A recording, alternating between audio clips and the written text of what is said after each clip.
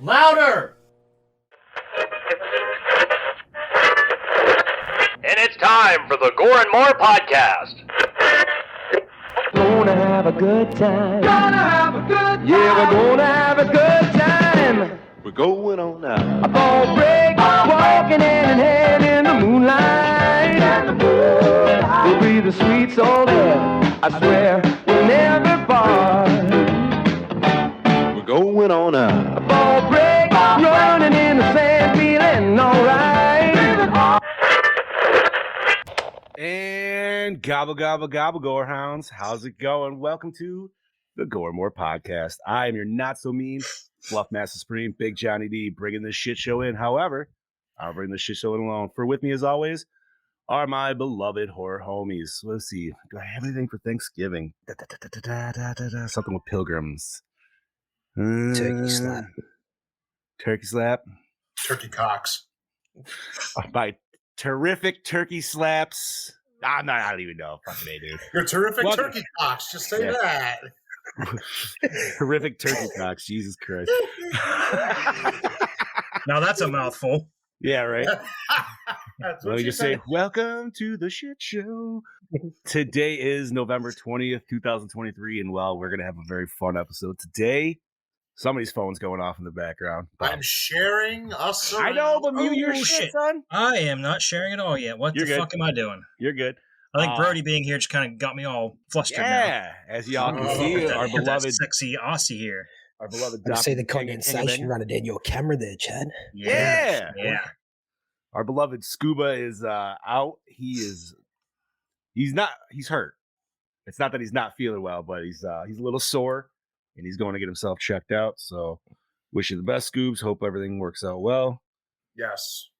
All the Other than best. that, we're talking 2013's You're Next. Before we do any of all this shit today, I'm gonna bring him in individually. So first and foremost, right next to me, I have that Dark Lord of Knowledge, that Chad Daddy, way down from the Chattahoochee, Mr. Chad Chrisman. What's up, bitches? And as we already said, but I didn't do proper enunciation or announcement, whatever, how are we going to say this? We have that saucy Aussie, that doppelganger kangabanga, Mr. Brody Kane.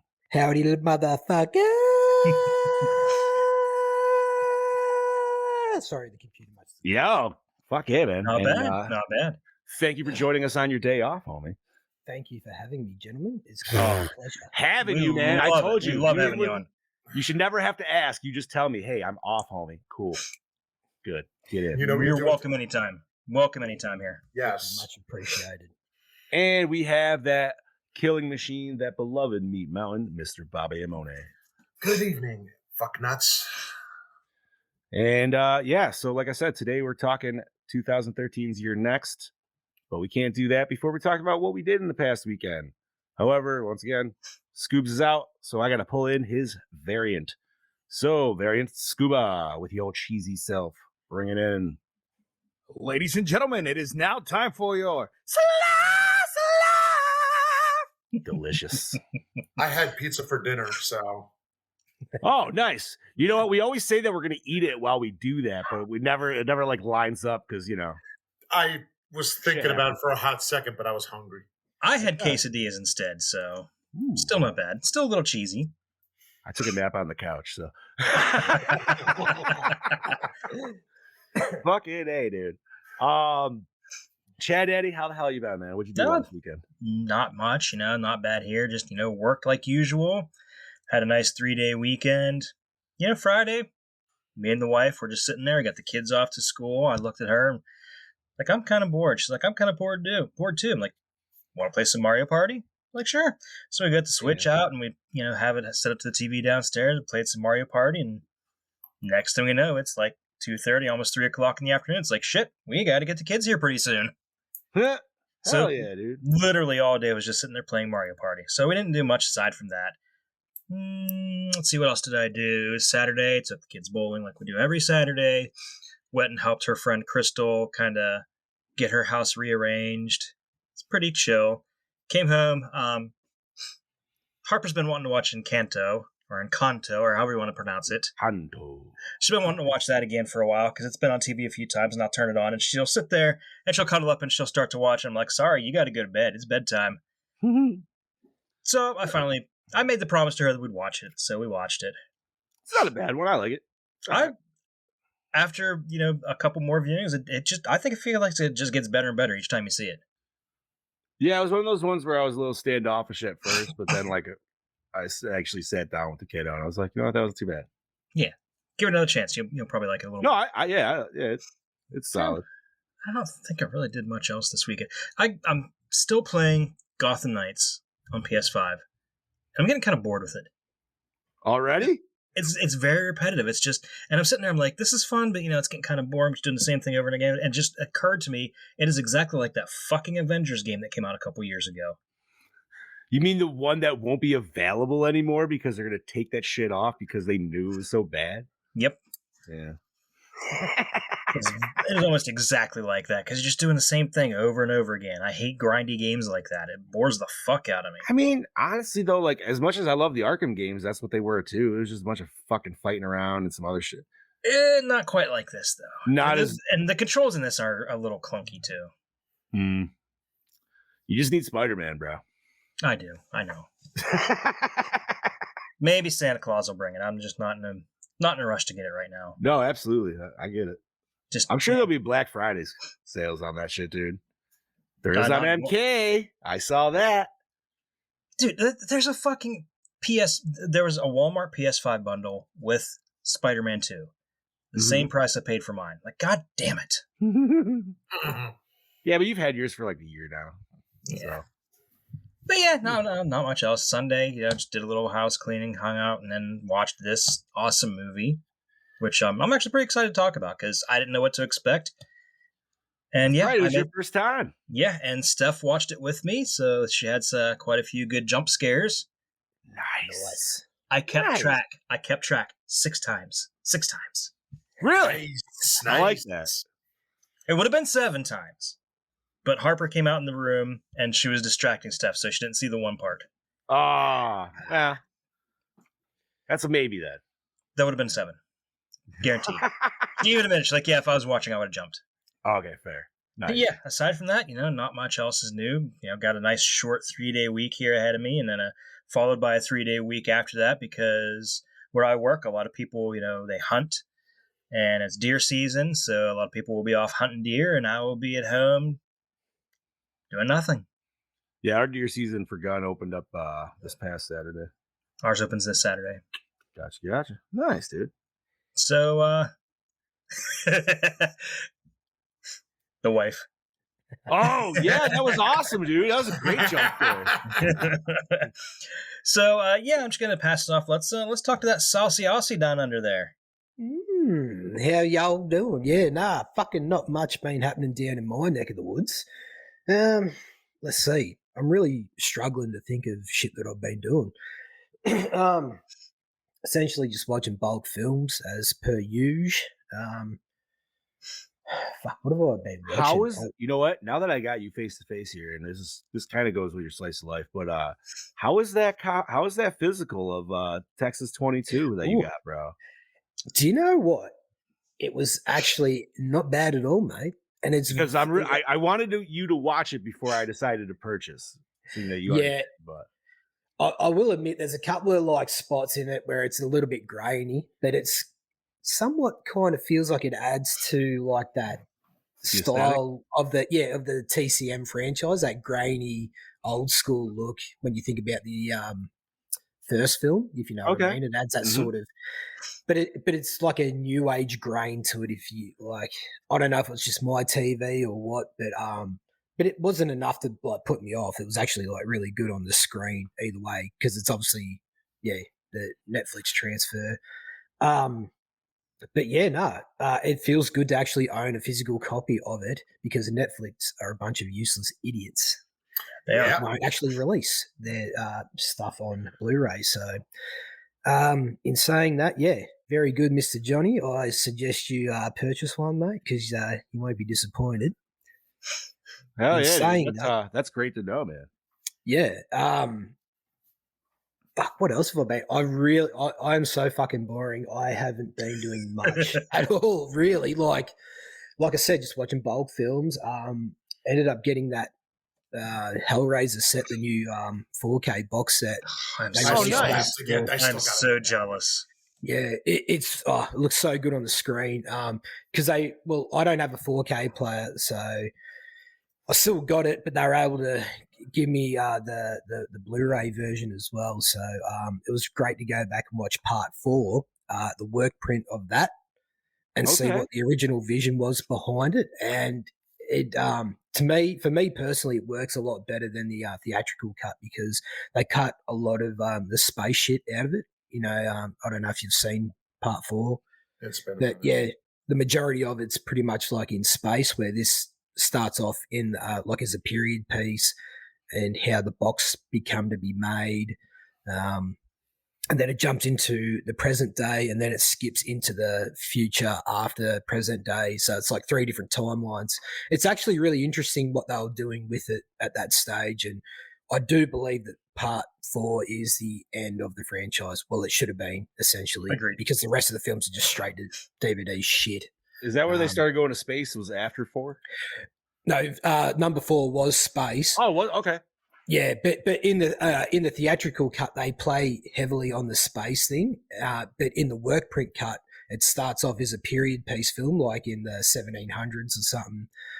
Like it's Nice.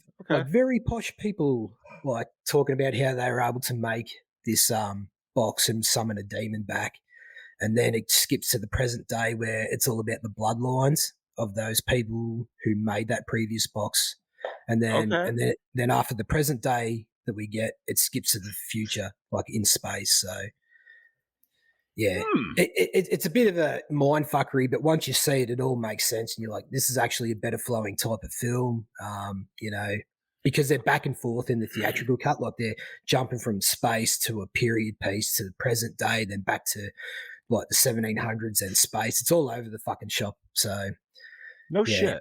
Nice. Yeah. That's awesome, dude. yeah, Is it a longer version as the no, one? Okay, no, just it- edited differently. yeah, oh yeah. There's so it's very jumpy because it's just like essentially it's all this stuff that is it Kevin Yeager, the special effects artist? I'm pretty sure was he I the think. original I think so. original director behind it. Yeah. So essentially, he filmed a bunch of shit, like nearly a movie's worth or a movie's worth, and then they're like, "No, we don't like that. We need more of this and that. Your vision's not the best." And then they brought in the guy who directed Halloween Part 6 to come in and like do a bunch of Yes. reshoots, and then the film got made, and then it got released as Alan Smithy, this unknown, like the casual Alan Smithy that no one wants to be a part of. They don't want their name attached to the project. So yeah, there was a lot of shit that went on behind the scenes with this film, and the work print cut. It only goes for like an hour, maybe, or just over an hour, because like I said, it's very choppy. Right. But it still makes sense to an extent, and it feels like it was going in a really good direction than the version we got. So Nice, dude. that's just me personally, anyway. Hey, man. That's what you got it for, right? What's the transfer quality like? It's not very good. It's pretty much like your VHS standard, like. But hey, at least we still get a work print copy of something that A legit release of it, even. Yeah, like it's really interesting to see. I'm pretty sure someone will post it up on YouTube, so you'll be able to watch it by then. I know there's people reviewing that work print at the moment on YouTube, so you could probably jump up there and suss it. But yeah, but other than that, keen to talk about this film this week.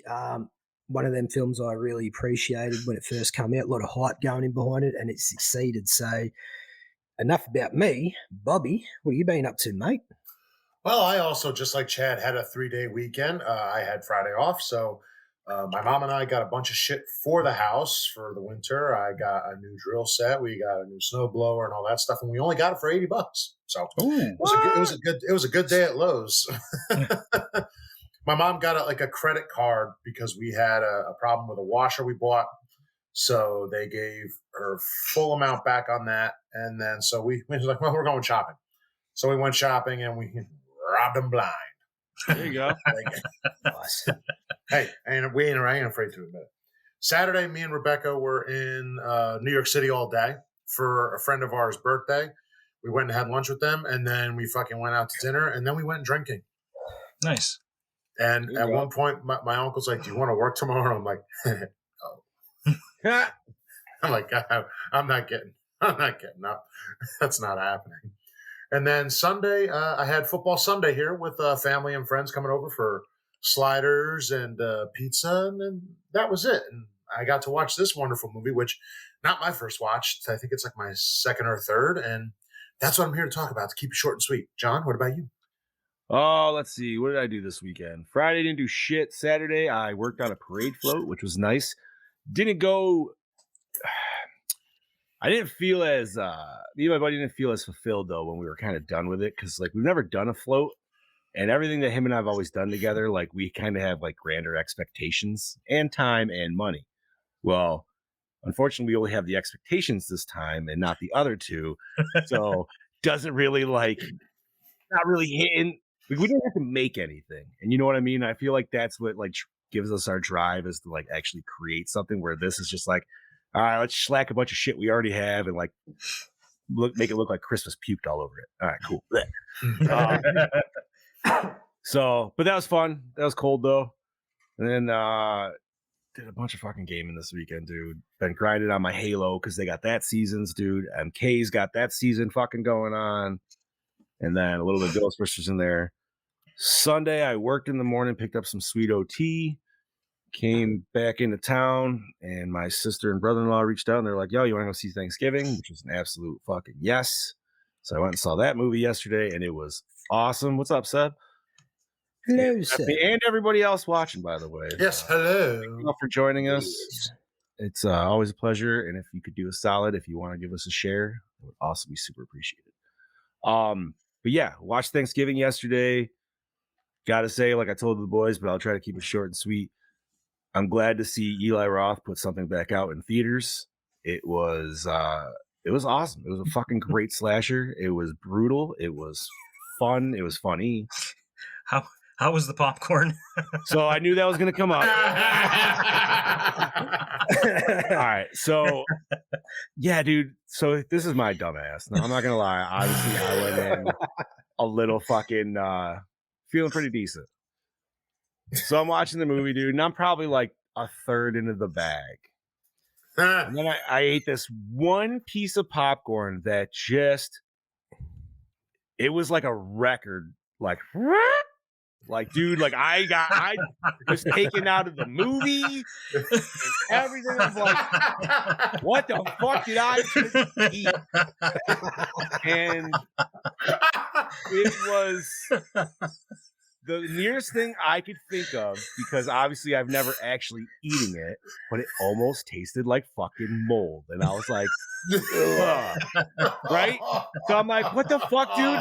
So I'm having this little like mini freak out. My bro, I just eat fucking mold? Like, what the fuck, man? Like, ugh. So I put the popcorn down next to me and I drink my fucking drink. And obviously, palate cleanse, right? So movie continues. It's like 10 minutes down the movie more. Oh, and I look over and I'm like, oh yeah, I got popcorn still. And I'm like, and I look at it. So I'm like looking, there was like a bright scene, and I'm like, I don't see anything discolored in there. And I'm like doing smell tests, like on a couple different handfuls. And like, that fucking smells weird. I'm like, I don't know. I'm like, I'll just put it down. Well, somewhere 20 minutes after the fact, my fat ass is fucking eating it again, dude. So I'm telling my brother-in-law and sister when I get out of there, and he's just like, now here's my saving grace. He has also tasted that flavor a few different times. He's gotten popcorn there, so he no longer gets popcorn there. And I'm like, I really hope it wasn't mold, but maybe it was like a weird like chunk of oil, like the popcorn oil. I don't know. Like it was just such a weird, distinct, like, oh, what the fuck was that? Dude, it's like when your kid shoves something in your mouth when they're like, or they're trying to, and like a weird texture hits your tongue, and you're like, no. You might not even get that far. You might just get to the lip. But Chad knows what I'm talking about. And yeah, so Not my proudest moment, but it was more of like, huh. And then we kind of had like that thought. I'm like, well, if this is how I go out, But I will say, man, you know what? Dude, I listen, I ate like shit this weekend. So I was like, worst case scenario, I'm going to be definitely stuck on the toilet. And you know what? Knock on wood. Dude, I even threw chili in that mixture and that still didn't fucking do nothing. So I was like, all right, man. The best part of that, though, is your wife throwing your ass under the bus Bro, and blasting on Facebook. Oh my God. I straight up like, so I tell her I'm fucking like putting a light up for her or something like that she's been arguing or yelling at me to do. So I'm like telling her this, and because she's like, "How's the movie?" And I'm like, "So you want to know how dumb your husband is?" And then this is like me telling her in confidence, and then like literally within 2 seconds, I see that, and I was like, "What the fuck?" As I'm telling you on the show, anyways. But whatever, dude. Like I knew that was going to happen, so she's yelling at me through the floor. Right I just love that I see it in our chat. I see in our chat from Chad. So how was the moldy popcorn? It took me. Oh, you were the only one, dude. Marino hit me up in our other fucking gallows chat. And then I go look on Facebook. I'm like, oh my God. But, like I said, my saving grace is that I apparently am not the only one that has, because he said, when I described the flavoring, his face was just like, that's what it is. And I was like, what's that? He's like, I've had that flavor before and I could never really place it. But as soon as you explained it, he's like, that's exactly what it is. And I was just like, huh. Now, like I said, this is not the normal theater that I prefer to go to by any means, but this just happened to be showing Thanksgiving. So, I mean, like I said, I wasn't tore up. I'm not in the hospital. So, and you know what? Maybe it's just like the Aquatine thing where it's like, mold's got some penicillin in it. So maybe just did some fucking good. Isn't that what the dude said to Master Shake? Old Drippy. Yeah, he's like, go ahead and eat me. I got penicillin. Man, that is like first season Aquatines right there. Fucking A, bro. Pulling it back. Probably be a dry favorite snot. episode, dude? Willie Nelson. The shaving. I don't know. I like hand banana myself. Hand banana is great. What you gonna do there, guy? Alrighty. But enough about hand bananas. We are here to talk Thanksgiving or Thanksgiving timed movies, and that is going to be 2013's You're Next. Brody, you got the show notes? I sure do. You want to do the plot rundown, homie? Absolutely, I can. Rightio. So Aubrey and Paul Davison decide to celebrate their wedding anniversary by inviting their 4 children and their significant others to a family reunion at their remote and slightly rundown weekend estate. But the family reunion goes weary. Or is it Ori? Is it Ori? Right. Right. When their home comes under siege by a mask-wearing team of crossbow-bearing assailants. The family has no idea who's attacking them, why they're under attack, or if the attackers are inside or outside their cavernous, creaking house. All they know for certain is that nobody is safe. Yeah. Directed by Adam Wingard, who did Blair Witch and Godzilla vs. Kong, written by Simon Barrett. Wow. What 2 different exposing movies. I was just thinking, I'm like, damn, that's a spectrum difference. Also, I got to give him a shout out for The Guest. Fucking fantastic film. Written by Simon Barrett, who did VHS and Blair Witch. Produced by Simon Barrett, Red Sands and The Guest. Jessica Wu, The Devil's Candy, great film. Blair Witch. Keith Calder, All the Boys Love Mandy Lane. The Devil's Candy. Kim Sherman, who did A Horrible Way to Die and VHS. Bobby, take it away, buddy. Starring, I'm going to say it first. Tell me if it sounds right. Sharni Vincent. Sounds right to me. Okay. Step Up 3D, Bait as Aaron. Nicholas Tucci, False, Channel Zero as Felix Davison. Wendy Glenn, 11-11-11, Clash of the Dead as Z. AJ Bowen, House of the Devil, Hatchet 2 as Crispin Davison. Joe Swanberg, A Horrible Way to Die, VHS as Drake Davison.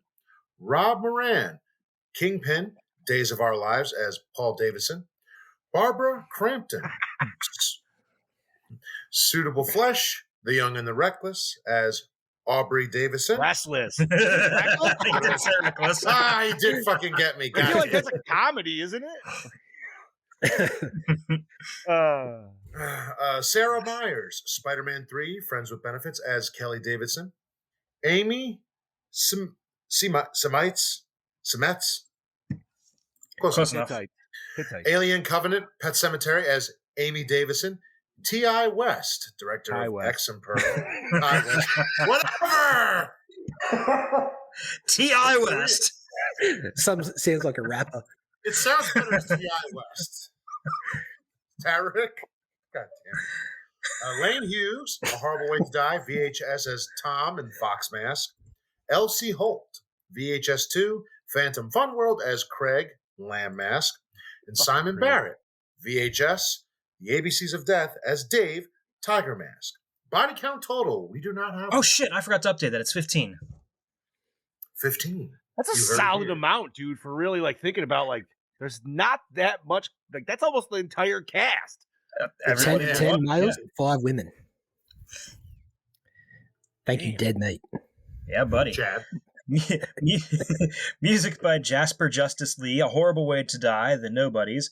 Mads Heltberg, All Cheerleaders Die, ABCs of Death 2. Kyle McKinnon, Pop Skull, The Mountain, the River, and the Road, and Adam Wingard, Blair Witch. Cinematography by Andrew D. Palermo, Moon Knight, and The Green Knight. Not related. Not related. Edited by Adam Wingard, VHS, The Guest. Effects and makeup by The Creature Company and Fantasy Creations FX. Distributed by Lionsgate. Runtime of 94 midgets. Rated R for mature audiences. A budget of $1 million, and it grossed $26.9 million. Wasn't bad. Damn. Oh, it did pretty damn good. That's a pretty good Hell turnaround. yeah. Hell Pretty yeah. solid. I love how Chad was able to get The Young and the Restless and Days of Our Lives in there. Yeah, Thank you. I noticed that. I was like, Good. No, you mean the Reckless, right?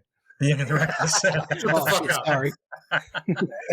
Well, I had to put some of the, like Barbara Crampton did that newer movie, and then it said she's on The Young and the Restless recently and stuff like that. We know she was in Reanimator and The Beyond. Everybody knows that by now. I had to put some of the other stuff. That's No. good. Yeah, and fuck me up, goddammit. You're good, dude. You're good. You've gotten much worse on it. I have. Oogie I know. Spooky is still with us Oogie today. Oogie Spooky. Oogie Spooky will never die, but I'm kind of partial to T.I. West now. T.I. T.I. West and T-Pain. That's right. Yeah. Pio, Teddy P. All right. All right, So let's talk about this- this. this movie, we chose it because it was on a list of Thanksgiving movies. I did not catch where this was Thanksgiving in this movie whatsoever. They didn't had- either. They had a dinner that could have been considered Thanksgiving because it's in the fall. Maybe that's all it was. It's like Thanksgiving-esque because it's family Yeah. dinner setting. Okay. Do they mention it in the movie? No, they don't. No, I don't think they. I would listen for it specifically because, like I said, it was on this list, and this is why we chose it. But But it was a nice dinner spread. They said grace beforehand, so it kind of seems like it could have been. it does feel like it could fit in, and especially like given this week, dude, this is the time where you're going to hang out with your family and shit. And man, sometimes Thanksgiving has some of the snarkiest fucking firebacks, dude. When it comes to fucking, Yes. like, honestly, this would be a good one. And then like not a palate cleanser, but a mood lightener, but to stick with the same theme would be Secret Santa after this. Dude, Yes. I was thinking that the Yes. beginning and the dinner scene made me think exactly of Secret Santa. It's just That that, was exactly what I thought. that snipey, nasty fucking family that's Yep. just assholes to each other. Although I I'm will glad you say mentioned they that, were 'cause I was a thinking that. little bit more nasty in Secret Santa, but these people Oh also. no, 100%. Those people were like, Yeah, but they were on cartoon- PCP or whatever. yeah, they were like It's cartoon true. character versions of like, well, even probably before the PCP, they were fucking.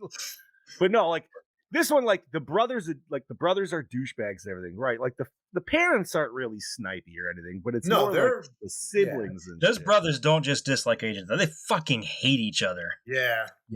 but they are completely opposite of people too, like 100%. Right. And obviously, I mean, it probably does stem from the parents because, like, the parents obviously like allow certain siblings to get away with certain shit that we've understood that dynamic pretty early. I would feel. Yeah, 100%. Felix can sort of say what he wants to say in front of his dad, like, "Oh, my dad, you're the best," and then he's like, to the side, he's like being a snipey little prick, smug little. Right, but cunt. if like our son, was it Crispin? He shoots back, and then all of a sudden he gets kind of like bitched at.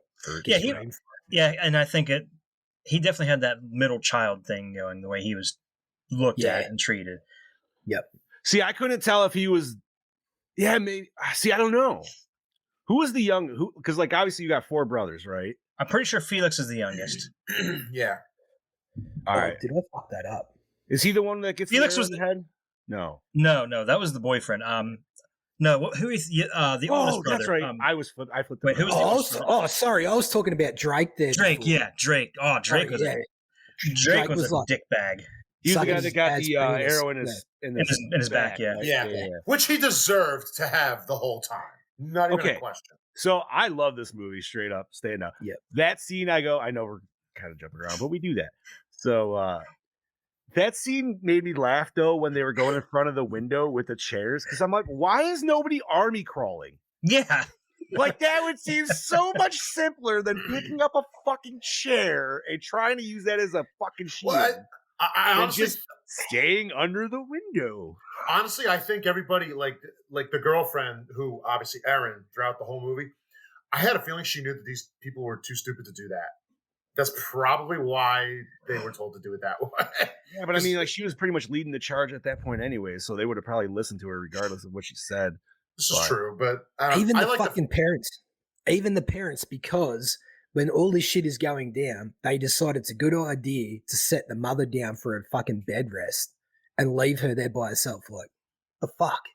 Yeah. There's a lot of times where they just leave a character by themselves. Yes. Where it's like, yo, it is clearly like after the first kill, and maybe even the second, which honestly was probably one of my favorite kills.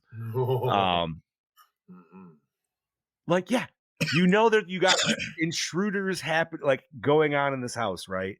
And did the father already find out that somebody was living in the closet when he set the mother down at that point? No, he found that out later on. That was later? Okay. We see that when the door gradually opens up earlier on in the film. Right. That's when Crispin comes up and gets his dad. Yeah, because that was the only place he didn't look, was that specific closet. Correct. Yep. So, all right. Bob, Brody, and myself, we've all seen this prior to this watching, correct? Yes. Chad Daddy, you said this was your first watch. Yes, it was. As taking it from somebody for a virgin viewer, how was it, man? Like, this was amazing. I did not know what to expect. This had way more gore than I was expecting. A lot of good jump scares. Like I said, I counted Steph jumping 6 times. Nice. And it would have been 7 if she wasn't distracted by her youngest. Because you know what? That's a solid rating system. That is a very solid rating. Yep. And she's like, I hate you for making me watch this. But I think she really enjoyed it. And this, you feel like there is definitely a twist, but it's not the twist you're expecting. Yep. Not exactly, no. Because it kind of is, but you think... You know what the weird part? The first time Go ahead, Bob. Well, I know the first time I watched this, the brother who ends up being part of that twist, the whole time, I just kept thinking to myself, I'm like, you are acting just so nonchalant in any way. Is that Felix, you mean? Yeah. Yeah, that's Steph said the same thing. She thought that, but first they're setting up and almost making you think that it's Erin. No, they almost make you want to blame Erin because of how much she knows as far as like survival techniques. But see, really? See, I never got that. Yeah, I never got that vibe. I thought that, and Steph thought that too, because it almost seemed like they were setting her up, almost like she was the insider, and then surprise, surprise, it's the youngest brother and his girlfriend. But what about when Crispin? It was actually the 2 brothers, because Crispin was in on it too. But I was going to get to that because you know it's them, and then at the end she gets the phone call on Felix's phone, And you find out that because the whole time Crispin left, you don't see him. I looked at Stefan like, where the fuck is he this whole time? And that's where to me I was like, oh, it's him. Like he disappeared, but we didn't see him get offed. You know what I mean? They just showed that. I was hoping it wouldn't be that, but it was a nice twist that he was the other mastermind behind this. He was kind of more of a patsy in it, dude. He wasn't even really a mastermind in it. You know what I mean? He was just kind of like, yeah, I'm down with this. Yeah, the first time I saw, I didn't think of him as part of it. I thought they killed him, and you're going to see the body later. And then when I heard the phone call, I'm like, really? He's still alive? Okay, so with Aaron setting up the trap there in the front door, I had a feeling that I thought how it was going to end was he was going to show up with the cops at the end, and he's going to burst through the door, and it's going to kill him. Okay, that would still be cool. That would have been really cool. I was kind of sad that got, like, I'm glad it finally did get used, but I was sad like it was a cutaway kill because I'm like, yo, man, that fucker would have been. But it was really cool because it just led to like a blood spattered. It did credits there, so that was pretty neat. If we got to actually see a full kill though, man, like that would have been like an upswing to like the chin / jaw. That would have been some nasty fucking shit. Yeah, that would have been. Ooh. Now, did you guys like that our final girl here was already like a fully like trained person? Yes.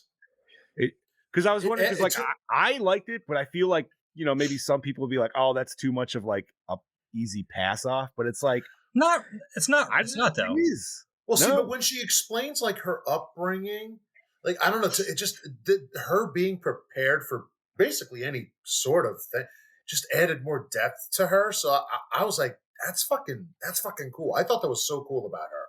Now, if you also want to watch this with a nice pairing, you could start off with Home Alone first and then end it with this. And you can compare the nail scenes of Marv taking a nail to the foot and versus this motherfucker who is bleeding all over the goddamn place. I was actually, oh my God. That was my first, I was like, this is fucking Home Alone, bro. Like, but on steroids.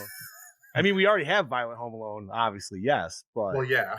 Older one. But, honestly, that now I know we're going to jump around, but there were so many kills. That wasn't even a kill, but that made me cringe worse. Well, because have you ever had a nail go into anything? No, I have. Well, yeah, I have. We're all nodding our heads, so we all know that feeling. Like, you know, we just. But watching him step, like it's slowly, bam! Oh, like I'm like, yeah, but he like did the little like hop down, dude. You know? Yeah, I love the lead into that because he sees the board that's sitting there, and he's like, oh, I'm just gonna go over that, and then he doesn't see the one that's there. Oh, just awful. But man, her motives in this film were believable because, like, I understand what John was saying there before. A lot of people are probably upset that like we don't actually get to see a lot of her backstory. We just it's sort of implied, but the filmmakers film it in a way that it feels believable. That's that realism behind it. Like they don't have her as like this one like a John Wick character. Like she's like unstoppable. Yes. It feels believable. She's prepared, like Bobby was saying. She's very prepared. She's on her. She's trying to think 2 steps forward of the game every time. She's prepared for this in her past. So that's when we just like, well, I can buy that. We don't have to fucking have that. You know, it's very believable. Mm-hmm. And the whole time, man, like right from the get-go when that shit goes down, dude, she is fucking on. Yep. And one of my favorite scenes where she's like doing her thing is the hallway scene down in the basement, man. When she decides to break all the lights out so they can't find that. I love that scene, dude. I love the way it's shot. I love how the lights are shaking and shit, and just like how each one's breaking is like the continuation of like the scene. It was fucking great, dude. One of my favorite scenes with her also, it's more for the humor, is when she's beating the living shit out of the first guy. Bro, and the little that was brutal. But then the little brother looks at her and says, I'm sure, is it Crispin? Whatever his name is? No, the youngest is Felix. No. Her, yeah. I'm sure Felix is okay. He's a tough guy. And she just goes, oh, Crispin. Yeah. Anyway, but thanks for that. No, that was pretty good because, yeah, you know, that dude's like, but that's what I loved is like, he was like, so after that first dude got the arrow to the head and they were like having that freak out on the little stairs, you could see Crispin is acting a little kind of weird in that scene. Yes. Where he's kind of like doing the pan thing. And like I think that's maybe where he says he's like I didn't know you were, you had these kind of capabilities or anything, like, you know what I mean? Like, Yeah. and He's sort of backtracking. He's like, oh fuck. yeah, I may have so fucked up. that's why I'm saying, like, to me, it always led with like that's why he was going to get it. So with the twist of the other brother and then his girlfriend in it was just like, oh shit, dude. Yeah. Whole like we need family to conspiring. we need to talk about that girlfriend for a second, because that bitch is a little twisted in the head. Clearly, Little? we all know why. Oh yeah. No. Little is not the little is Necrophiliac. Little is the understatement. Yeah. Fuck me next to your dead mother. Wow. Hey, wait. Here's a question: Crook. Who would have done it? No. No. First of Brody's all, not saying I don't no. know. I mean, Brody's not saying no. I'm saying what the fuck, what Bob? No, I mean, like, first of No all, way. I don't, like, obviously, we're not any of this dude to where we hate our family to where we're going to off our family. You know what I mean? So, like, that's a whole, but I like the fact that this dude still has a point. You know what I mean? Like, he's like, all right, I'm down to pay to get my family killed, but how dare you be disgusting about it? You know what I mean? Like, he's got a certain, like, he's like, no, I know when to say no. I'm glad he didn't. Let's just say, like, that would have just changed the motive or the whole motif of the movie. I did. Well, I don't know why, but I'm drawing a blank. Did he give a reason why? Was it? It was just for the money, right? Money. This is the inheritance. Yep. Okay. I was like, was there something else? I was like, no, it's just the money. Okay. Nope. It's just scuzzy fucking wasp, dude. That are just.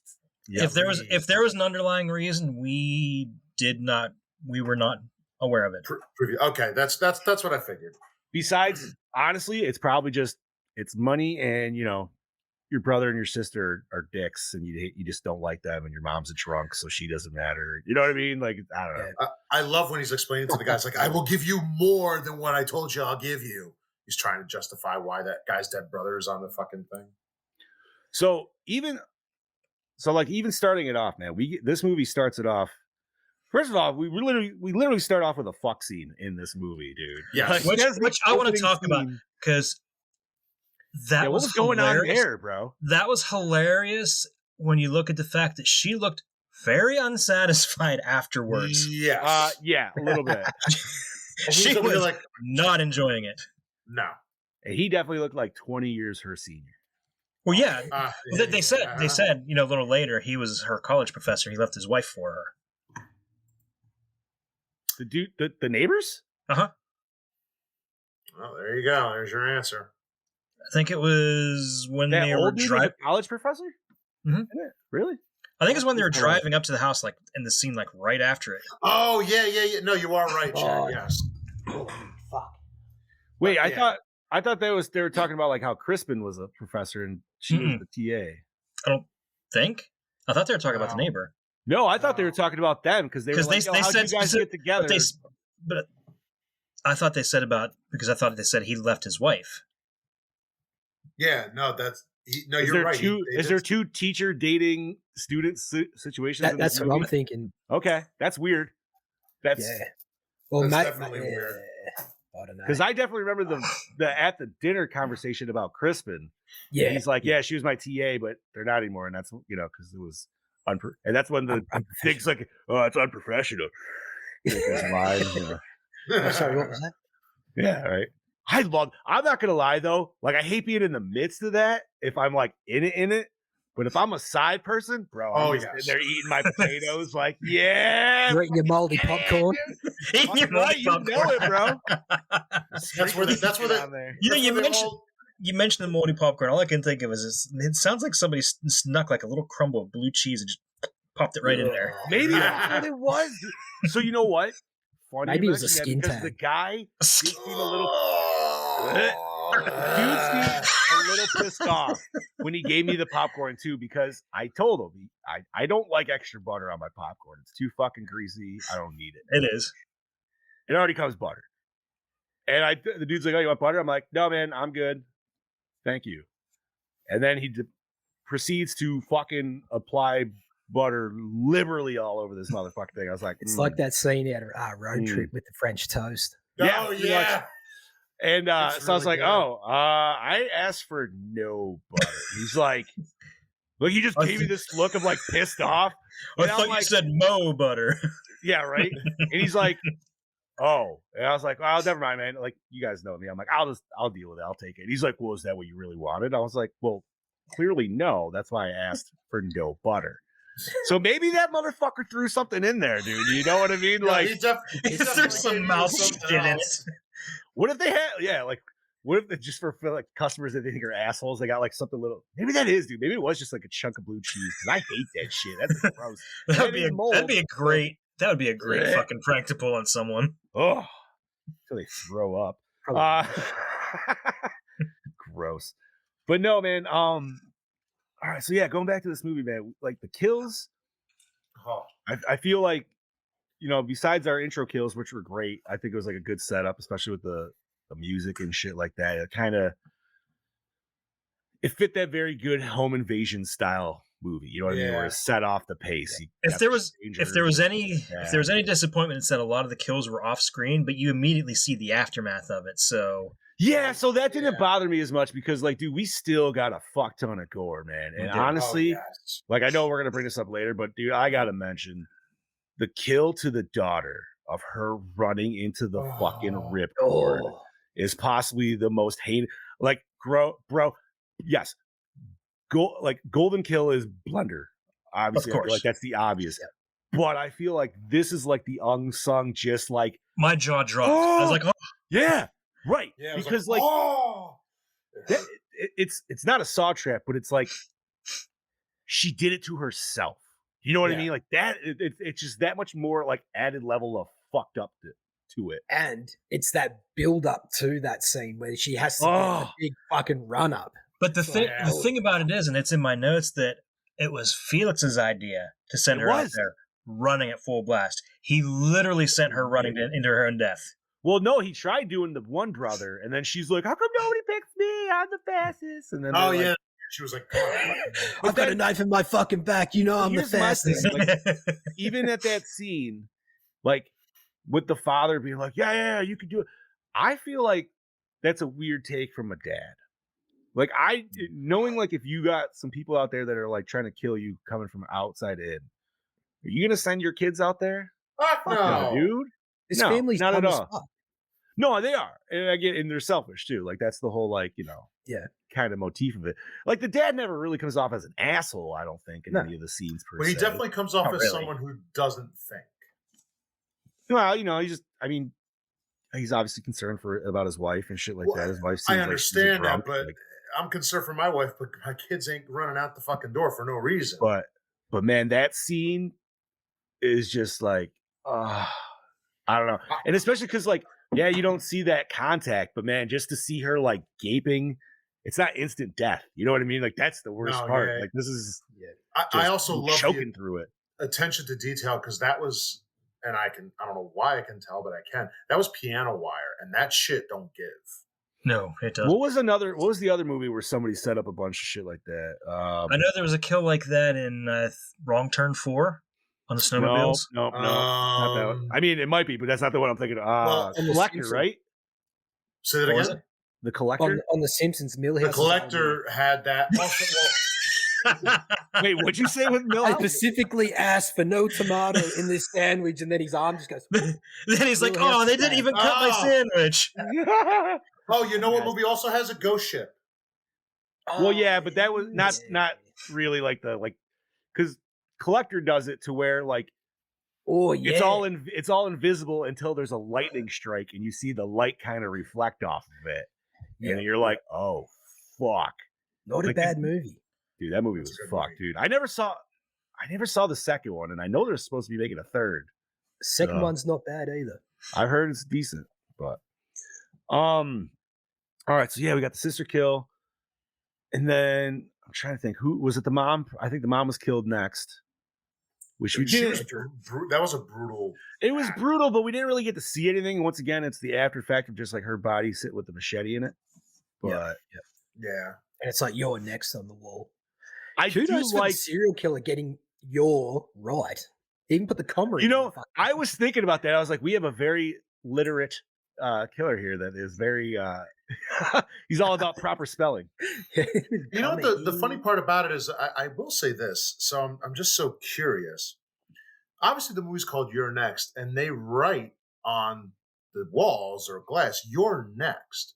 So this is obviously not their first time doing this. So it makes me just wonder how many other either families or people have, I guess you could say, hired these people to do this. I mean, Because that's what they were. They were essentially hired. I mean, yeah, these guys were not bounty hunters, but what do you want to? I mean, assassins, I guess, but like redneck assassins at the best. But they're average. Daddy, I can't hear you, homie. They're like mediocre. But yeah, like that's the so like I'm like that was the one question I had. I'm like, clearly they've done this before. So, but like it's like where did this all come from? Is my other like question sometimes. I got a feeling like they haven't actually done this before. You don't think so? Wait, is Chad? Chad, you're coming in super muted for some reason, homie. Like I could barely hear you. Nope. No. He was just fine. What the hell happened? Yeah, right. It like went down. Anything? Like super minuscule. Ah, there he is. Good now. It's my own fault. I set my fucking notes down on the USB and it unplugged it. That'll happen. Anyway, sorry. Brody, what were you saying, that they haven't done this before? I kind of feel like they just sort of hired hitmen, like John was saying, like rednecks. Like they're very, very sloppy at times. Like they sort of have a plan A, but they don't have a backup plan, obviously, because shit starts going against them. They don't know what to fucking do. So I kind of feel like they're just sort of like, these low rent type of people that just sort of keep to themselves, but they will kill for money because of just how stupidly, like just give them a bunch of money, kill them, do your job, and that's it. They were ex-military though, too, right? Because yes. the ones were they served. Yes. He said him and his brother served. He said, "I knew you two served together. I didn't know you were actual brothers." Right. Well, how the fuck they survived in the military, I do not know. If they let a girl beat them like that. Well, I think that's what I mean. Not being sexist or anything, just saying. No, but I mean, clear. So clearly they got a good shot. So I mean, you know what I mean? They got some training there. Because I mean, they get that first guy right in the fucking dome piece, dude, which is great. And that was But then you get the brother poor T.I. West. Yeah, right. But then you get then you get the brother gets one in his back. Yep. But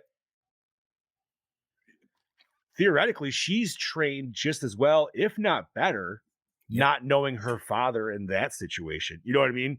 Because like her dad's Arnold from Commando.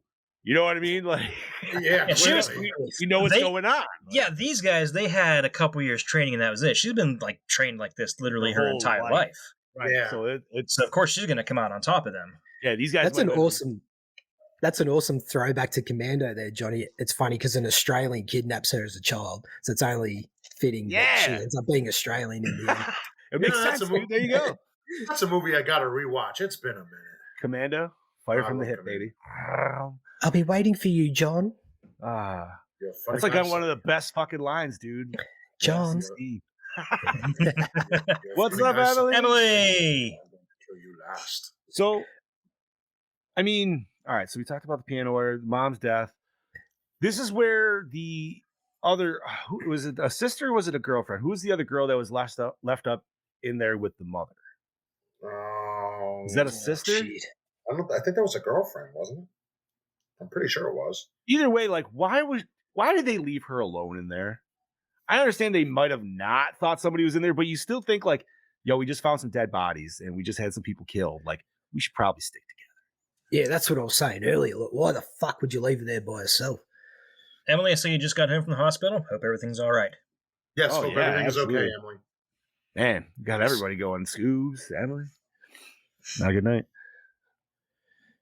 But is there anything else like specific, you guys? Like, I mean, like I said, Chad, this is your first watch. So dude, this movie was balls to the wall. Once it starts. It don't stop. It's full speed. You know, it does. Like, and I'm glad you enjoyed it too. Is like I said, I've only watched this once, and when it first came out, so this was a decade ago, dude. So pretty much it was almost like. And this was not a boring movie at all. There was no scenes dragged on. When it comes to picking worst scene, that's going to be hard to do. Oh, nice. Good to hear, Emily. Good to That's hear good. that. Good. I know Can exactly we, that heart surgery. It's a good thing you got it then. Can we talk about the comedic humor in this film really quick? Absolutely. And Absolutely. how funny some of the dialogue is, like especially when the older brother gets that thing in his back. Man, He's it's so fucking funny. He's like lying on the ground and they're arguing about who wants to run out the quickest. And he's like, "You all know I'm the fucking quickest, but I've got a fucking dart in my back." not only that, but as he's dying Yeah. and he's getting stabbed, and the brother's just like, well, why won't you die already? Like, just Dude, I liked a little bit of the payoff to that too when he's running out the door and he goes. Oh, and he hits it? He hits the fucking arrow on that piano wire. I like that. That it makes made him me pass. laugh. I like that it makes him pass out though, because it's like, bro, that pain, I'm sure would just be like, Ugh. like that's got to be in his spine, right, dude? Like, Oh yeah, this it's thing. it's in there. So that vibration must have hit. all Man, the way that down, dude. that definitely made me laugh when he hit the fucking piano wire with that. Oh, What about right? when Like he was like he had the duck, but he didn't. Like, Felix is like, if you had a certain type of telephone, you could ring this number. And he's like, Felix, you fucking lowlife. Of course you'd be into that shit. right? Like he straight up told him about it in the beginning, and then it was just like, oh, he was the dude with the jammer, fucker. Yeah. Like, what the shit? No, Which would be so really good. crazy if you could just get a $30 jammer offline like that. I mean, maybe you can. I've never. You like, probably looked can. at it. I possibly. I know some companies have tried going them because they don't want people to use your cell phone while they're working. So They can't do that now. After I know that at that Amazon plant. yeah, because man, you try to get an emergency number, you're fucked. Now the humor in this movie is like perfectly timed each time it's used. Dude, even the violence though, like I'm not gonna lie, that going back to the nail scene in the foot, that was horrific but hilarious at the same fucking time, dude. What I like the setup to that, because before that, I was expecting something similar to that. Instead of piano wire, I was thinking there was going to be like nails laid out or broken glass, something when she goes out to run, she's going to run right into this shit. Okay. No, man, that piano wire was just fucking. That was fuck, man. God. Brutal as fuck. Just, I think it's awesome because it's not, like I said, like an instant death, dude. Like that's why that one just sits with me so much, dude. Yeah, I would like to see. I don't want this to come off the wrong way, but I would love to see this in a theater full of black people because of how vocal they are with their reactions, and see the piano wire. They're like, "Oh fuck, shit!" Yeah, you want let's go out there. You know what? That was me during Thanksgiving. I'm not even gonna lie. I was that dude. And I was just like, "Oh fuck, man!" Like. I Emily, literally yelled out. There was one part. No, you know what? No, I can't say shit. So Emily, I said the same thing. Just like Ghost Ship, where it cuts everybody in half, except this time it ain't Ghost cutting Boat. it in half. Ghost Boat, Love Boat. So yeah, obviously, then we get the older brother killed off. So we're down to just our main girl, right? Crispin's already gone. He's missing, and He rings the telephone. Who's the girl that goes to the neighbors? Was that the girl that was up in the bedroom? That was that was the older brother's wife. Yeah, she gets fucked up hard. Yeah, she this does. film. Not only that, but like that whole scene was just crazy. Of like when he got done killing her, and then just sits down on the couch next to the other dead body, and just like, oh my god, while the music's still playing. Yeah, dude, that was just a fucking that one song over and over. Then it goes on repeat. But then he uses her as a fucking. He throws her body through the fucking window, man, to just knock it down and get through. Like, what the fuck, man? And she has to John McClane that shit across to only get an axe to the fucking head. Fuck. Exactly. Yeah. So we get down. I mean, we're pretty much at our final girl, dude. Like I said, the basement scene. I already mentioned the light bulb hallway. That shit was awesome. The non-hot water that she throws on him, and he's like, "You stupid bitch! It's not even hot." And then I laughed. As soon as she grabbed it and threw it, I'm like, "That shit's not going to be hot anymore." I'm glad they did the fake payoff because they showed that at the beginning. And you're like, "Oh, somebody's getting some boiling water." Yeah. Nope. But we got something better. We got a fucking blender to the dome piece, man. Oh man, so beautiful. Oh, I remember the first time seeing that. I was just like slack-jawed because I did not expect it at all. And just obviously, like, these two other people can't fight. You know what I mean? That's They're not right. used to that shit. Everything. So this scrap is just like, it'd be silly in any other terms. You know what I mean? Because this is almost Yeah. like slap fighting at this fucking point. But man, like this bitch just gets ruthless. And then the other chick, like her death is cool because it's like fast and quick. I wish it was something a little bit more than just a knife into the head. But we just how do you up the blender right before You don't. you know what I mean? You You just don't. don't. It's like, we just gotta kill this quick. But oh man, and then just her revenge on Crispin even. Oh, she, Imagine the so she sweet. says her, and he says why, and she says, why the fuck not? Yep. And then she gets shot. Yeah. Which super abrupt. Totally even forgot that ending. And I was just like, oh shit. But I obviously, forgot she's it. That not poor taken cop out. showed up. And then we get our last kill / cutaway, which would be the cop. Poor cop. Jesus Christ, dude. It's a fucking bricked ass. And isn't that what she did in I mean, it was a sledgehammer, but did she brick the sledgehammer up in the original Nightmare? I can't remember. Yes, she did. No, I don't think she did. I think it was just a sledge. It was just a sledge on a Yeah, just Because the sledge is sledgehammer. heavy enough on its own. Yeah, I mean, Oh, that's yeah, great. yeah. Yeah, but this was a sledge axe. And then she was just like, yo, we're going to add some more weight with this brick on the back. Fuck. Fucking hey, man. Is there anything else you guys want to like mainly discuss? Otherwise, we can hand it over to Chad Daddy. I want to hear behind the scenes on this. All right. I don't have a lot, surprisingly. There's not a lot to go on. But I mean, That's it some good feels like stuff. it's a pretty like clean cut movie, dude. You know what I mean? Like one location. Well, no, 2 locations. Sorry, because there's a neighbor's house. Yep.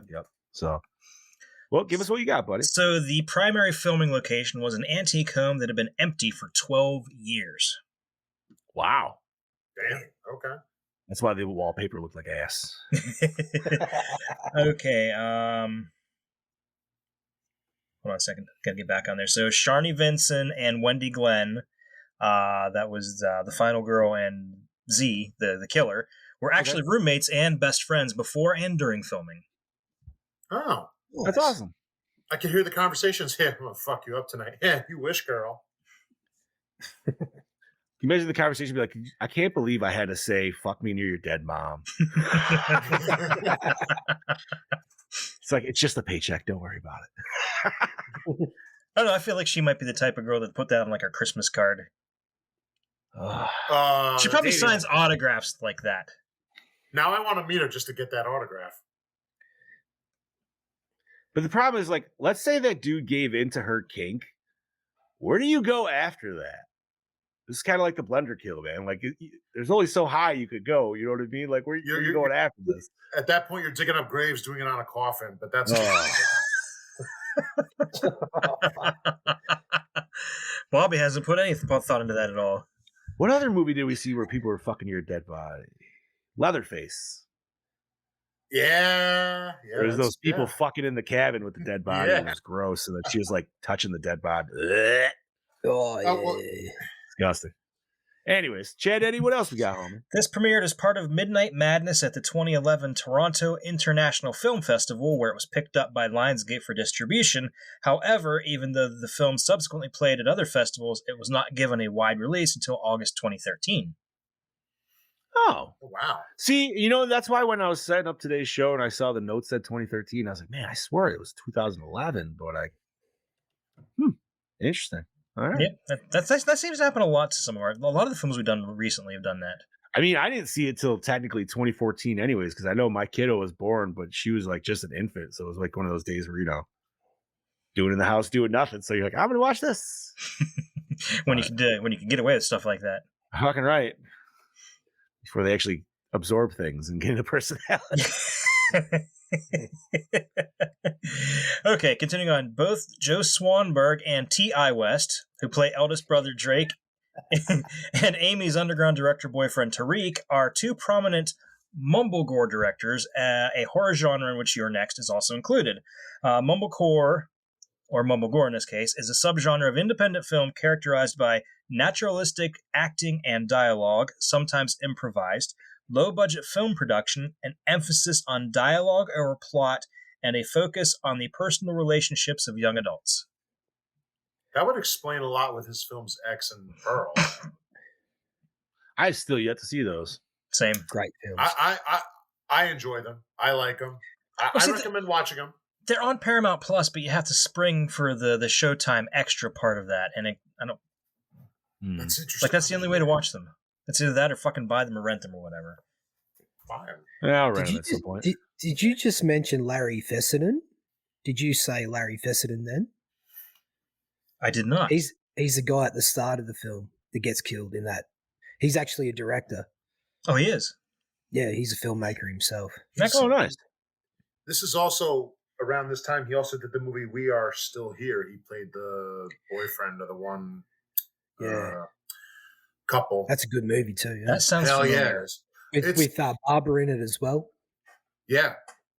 I got to put that on our list. I should put that on the list. Oh, you already made your picks, buddy. You have to replace it. Well, hey, we'll see how the year goes. We still need John's picks, though. I know. I still got to get a couple. Come on, John. Slacker. Because I haven't sat down and looked at, because I want to pick stuff that I haven't seen. It's hard as fuck, man. It is, man. It's getting deep. But that's like, I also don't want to go like bottom scraping. You know what I mean? Like, I don't want to just grab shit just to grab shit either. Like, yeah, that's right. I totally did not mean to grab two movies that have big anniversaries next year. It just worked out that way. And I was like, fuck it. Why not? Listen, man, if I could put the Guyver rated R version on there, you know I would. But we don't have it yet, so. Fucking hell. So, yeah. All right, Chad, continue. The masks in the film inspired the masks in the video game Hotline Miami. Oh. I never played that, but I remember popping up a bunch of times. It looked always cool. Nice. The majority of the film was shot with handheld cameras to increase tension. So I feel like the only scene really that you could kind of tell was right when Ty West gets killed, and we had the family freak out. And I understand it was shot to emphasize the panic, but man, that shaky cam got real fucking bad, and It did. that scene particularly. The rest of it was fine, but it was just that scene. And I understand it was supposed to invoke the panic and like, oh my god, what the fuck is happening? Like, and it does, but just like, oh my god, dude, I'm gonna be sick. I agree, but it's still a great looking film for $1 million. Oh yeah, dude. Like the rest of it's fucking fantastic, dude. That was I think that's really the only scene that had like hardcore shaky cam. Yeah. I understand. Fuck yeah. Nice, man. Simon Barrett, the Tiger Mask killer, is also the movie's screenwriter. Yep. That's cool. The tiger. You know what's weird is like because they were all like pretty much basically blank white ass things. Like I was just like, oh, that's a sheep, and then that's the wolf or whatever. Like that was about it. But. And I've had the chance to talk to the what's his name, the Landmask, LC Holt. I actually got to interview him. Not about this film, about another film. He was actually really cool. Nice. Fuck yeah, dude. Oh, I'm sorry, Fox Mask, not Wolf Mask. Yeah. What else we got, Chad Daddy? The original opening, as scripted, featured an old man who finds his dog decapitated before he is killed. The producers requested this to be rewritten as the scene that appears in the film. I'm glad they did that. Yep. Yeah, we don't need killing a random dog. What the fuck? Yeah, that's kind of, Don't kill the poor dog. He didn't do anything. I mean, we got a Killer Clowns. You know, they did that at Killer Clowns, but we didn't see them kill the dog. They just took it. It's implied. Yeah, that's right. Barrett wrote the film after Wingard told him that he wanted to do a home invasion movie, noting that they were the only films that still truly frightened him. I mean, if you think about it, that's fair. It's very fair. That is a because that's a real possibility for anybody. I don't care what. It's all a possibility. It's just a matter of what are you going to do when it happens. I mean, I know what I'm going to do. What are you going to do? I mean, dude, there's a lot of solid, especially I feel like with that time slot, like 2007-ish to going up to like, what was this, 2013? Like, we had a lot, dude. Mm-hmm. But, I mean, we're still getting them. There's some newer ones that I haven't even watched too. Like, I have, what was it, Don't Breathe? I haven't watched that one yet. I like Oh, is that the one where they break into the blind man's house? Yeah. Yep. Same director as Evil Dead remake. Mm-hmm. Yeah. Oh, really? Yep. Which the girl who's from Evil Betty. Dead from Don't Breathe is gonna be at Mania, Johnny. Yeah, Jane Levy. Oh yeah, she. nice. And the That's dude who, her and the nerdy kid from 2013. Yeah, the dude who starts it all. Yeah, I'm definitely gonna meet her and Sam Raimi for sure. Sam Raimi for sure, but the problem is like I just don't know what small Spider-Man character I want to cosplay as for that meetup. Like which Bruce Campbell version of? You got to be You got to be the French waiter because you got to go. You have to have the accent. Mm-hmm. It's either I don't know. I think the ring announcer would be pretty sweet though, man. Especially if I got the fucking like a loud actual mic that like was amplified or whatever. Be pretty fun. Hell yeah. But dude, you got time. You got time. I mean, Bob, honestly, if you don't go as Bonesaw, I'll be very upset with you. Wait a minute. Why does it have to be Spider-Man? Why not be Pizza Papa? I mean, you could be. I mean, Pizza Papa always gets paid. I just want to go random little characters in like whatever Raimi movie. I just try to. Raimi did Multiverse of Madness. He did. He also did Darkman. So I mean, there's a lot. You should do Pizza Papa. Pizza Papa would be funny. That'd be great. People would love it. Or I could just bring a bag of spaghetti with a Fantastic Four symbol on it and be like, "Yeah, a bag of spaghetti." So Johnny, if we get, I'll go in a wheelchair. I can shave my head. I'll go as Professor X. I'll go as Bonesaw, but we got to get when I get up there. I'm not even gonna say what I want. She's like, I got you for 3 minutes. That's all. Yeah, that's all I want. He's gonna look at me like, fuck. Oh man, I still want to go to Steel City Con in December when he's going to be there. But man, I feel like the Monster Mania in March that we're going to is literally going to be a copy of that Steel City because like it's going to be Evil Dead heavy, but I feel like obviously they're still waiting to announce other guests. Dude, the main reason I would want to go to Steel City Con in December is actually just because of McKenna Grace being there. Fuck yeah, dude, that'd be awesome. Yeah. They might be pulling her because they recently. She's doing reshoots. Yeah, I was just say they're doing reshoots. But you don't know how long reshoots could be for. I mean, that could be for. Well, yeah, that's true too. Yeah, because that can only be a couple weeks. Anyway, Wingard credited the film's humor to Barrett's sense of humor and cynicism. Some of the dinner conversations were improvised and based on real-life experiences the filmmakers had with family members. I would love to be at those dinners. Just be like, yo, I want to see this unfold. Yep, those are the popcorn ones, man. You just sit back and you're like, this is fun. That's where you go steal all the stuffing. Ask away. Yes. Well, we don't celebrate Thanksgiving down here, obviously, so I'm very curious to each and every single one of you there. Have you ever had an experience sitting at the dinner table of just arguments and awkwardness like this film? No. You don't have to tell me what it is, but just have you ever not at Thanksgiving? Not at Thanksgiving, but at Christmas. Yeah, Christmas is Christmas came up and it was at Grandma's house, and there's just a lot of family, and everybody's getting older now, so sometimes opinions can fly. Certain opinions will fly from certain like certain age groups, and then they forget that the kids aren't really kids anymore because you're fucking 40. So sometimes there's a little bit of clapping back now, and then the older generation doesn't know what to do with that, and then it turns into a big fucking like it's like, all right, you know what? This is why we don't come to fucking Christmas. See you. I just want to throw this out there that Brody lives in Australia, and every day is Thanksgiving there because you wake up thankful that you weren't killed by a kangaroo or a spider the day before. Seriously. Yeah, absolutely. And like I said about Thanksgiving for you guys, I'm now going to class it as a serial killer time of the year after seeing Eli Roth's film, hopefully soon. So I can't wait to talk to you about it when you see that shit, dude. I can't believe there haven't been more Thanksgiving horror movies. There's like this one, a couple cheap ass trauma shit, and Blood Rage. I'm not gonna lie, man. I was hoping that maybe we would have got, and maybe there was, and maybe I missed it. I was hoping we were gonna get something a little bit, some kind of nod to Blood Rage in Thanksgiving. I was just hoping. I was like, come on, man, just give me the cranberry sauce line. Just give me it somewhere, dude. Doesn't, you know what I mean? Like, it doesn't have to be. And they didn't get it, but dude, Sam Raimi's going to be at Monster Mania. Is Ted Raimi going to be there? They haven't. They haven't annou- Because he's yeah. going to be at Steel City Con. If anything, you could cosplay as Ted Raimi as the condom salesman at the beginning of Blood Rage. Yeah, dude. Oh my God, yes. Ted Raimi in any random role. Literally. Be him, the dead version of Ted Raimi from Midnight Meat Train after he got smacked with the hammer.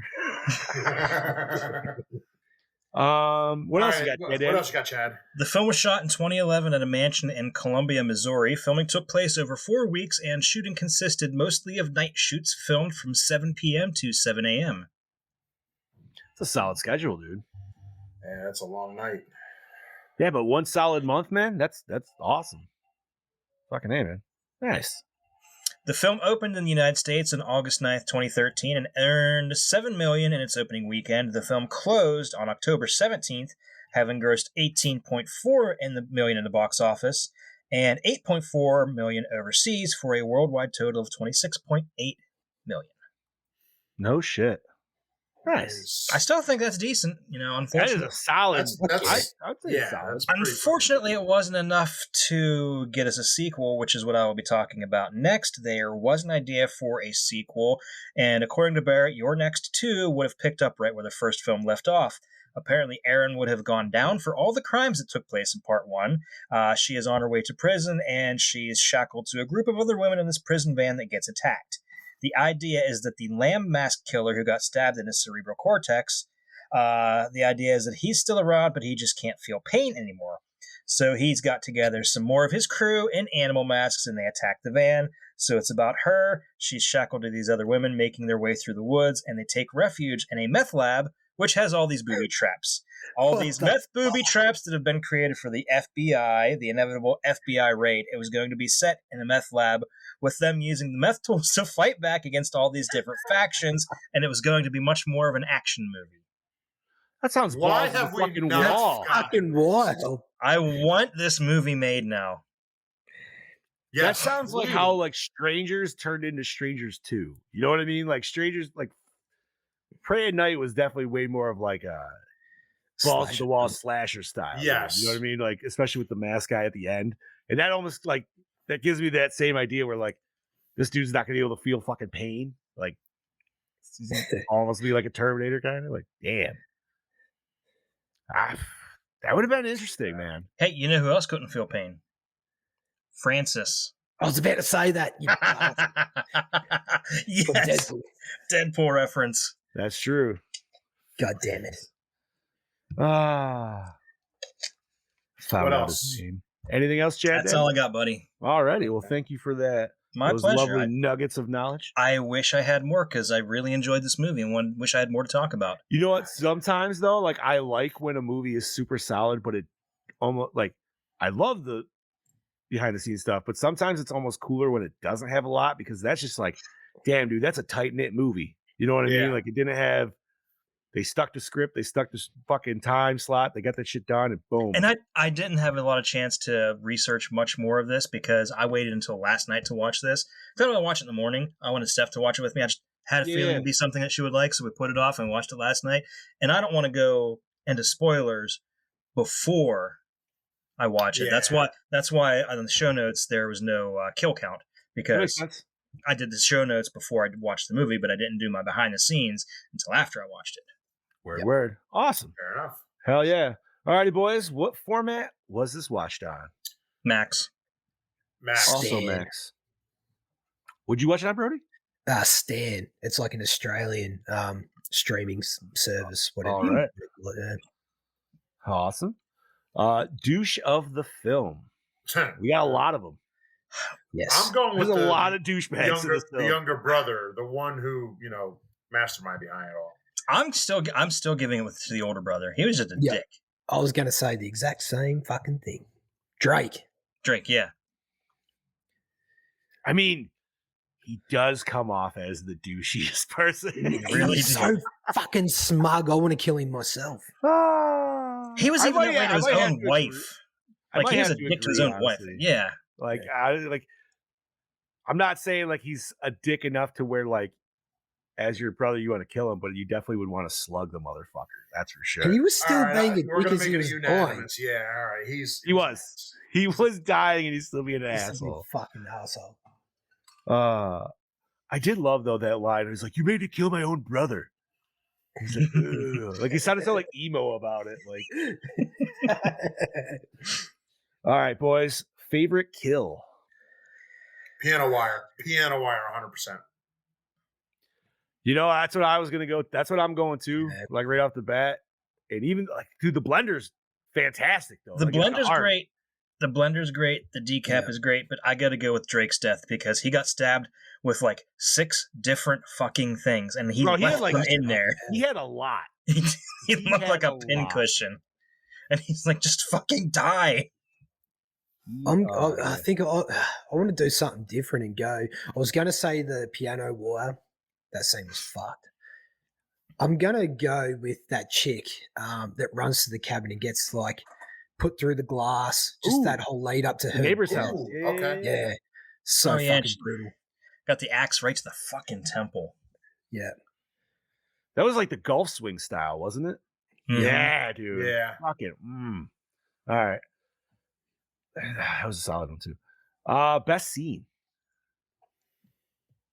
God. Best scene. Shit. I do like the one that sort of sticks out to me is like when T.I. West gets the arrow through the fucking head. Just that whole like introduction to the serial killers, like the way you sort of see him reflected in the glass every now and then. That was cool. How they that just- was yeah. good. And that's how she saw it at the neighbor's house too, when she's looking in there and then see the reflection behind her. It was Yeah. fucking awesome. Yeah. Best scene. I'm going with the piano wire scene for the best scene because of the whole lead up to it. Ooh, Yeah. okay. Yeah.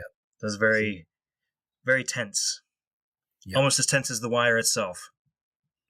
But I think I'm gonna have to go with it's a subtle scene, but I like it because again it gives us more into Erin when she's talking about her upbringing, but she's also putting the nails in the boards to ooh, okay. That was was my good. right. That was my Yeah, That was a runner-up. good frame. sad. I love You that. actually got a little bit, got a little backstory, and then this whole Home Alone setup. Best scene. Dude, there's a lot of fucking good ones, man. It's really shit. I'm trying to think of like the most like what was the biggest slack jawed? I mean, probably that fucking piano wire scene, honestly. I do like the camera flashing as she's killing that. Ooh, yes, I am gonna go that because that was a cool use of old school digital camera. That was really cool. I also questioned, can you do that? Can you set it up? I mean, like, I'm assuming you can set up on like an auto. Yeah, you tape. could just set up a Autoplay. timer for it to keep going over and over. Okay.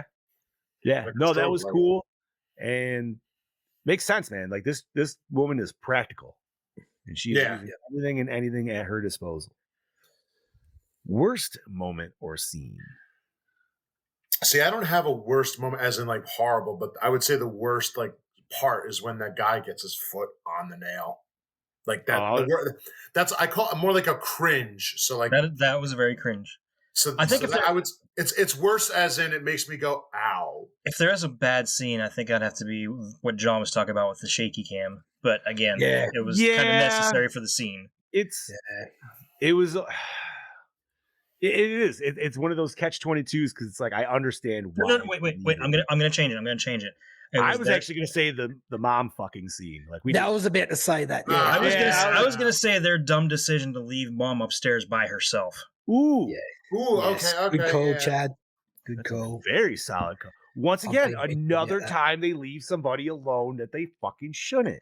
Especially when they knew she heard somebody in the house. The dad knew she heard somebody in the house prior to all this. He should have made that connection.